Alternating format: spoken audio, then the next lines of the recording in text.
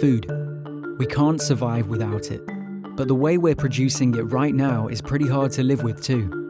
You may not think of biodiversity loss, climate change, and our food system as interlinked, but the way we produce food today is the #1 cause of biodiversity loss globally, and is responsible for nearly 1/3 of all global greenhouse gas emissions.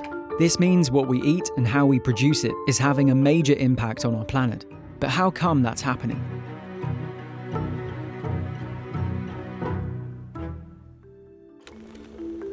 Here's what's actually going on. Food production is driving biodiversity loss through overfishing and converting natural spaces to agricultural land. We're deforesting huge areas on a large scale to make space to produce food, which results in biodiversity loss.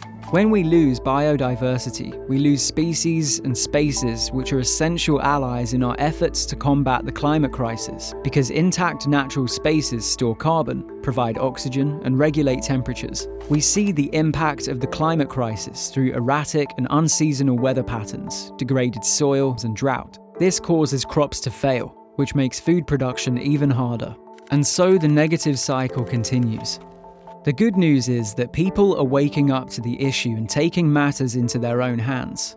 From the booming plant-based food industry and more organic, local, and sustainable options in shops and restaurants, to the increasing popularity of flexitarian, vegetarian, and vegan diets, it's obvious that the way we think about and consume food is starting to change for the better. But to create long-lasting change, it's crucial for us to recognize that the food, biodiversity, and climate crises are all intertwined.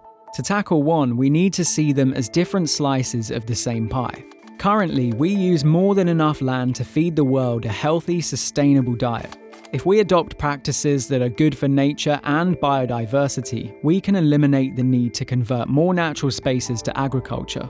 A global shift away from eating intensely raised livestock to eating more plants would use less land to produce food and reduce greenhouse gas emissions. This all helps to mitigate climate change, and a more stable climate then gives us more stability to grow crops. And so the positive cycle continues. There is hope, it's not too late yet. But individuals, governments, and businesses all need to act now to bring the changes needed for an environmental revolution. The clock is ticking.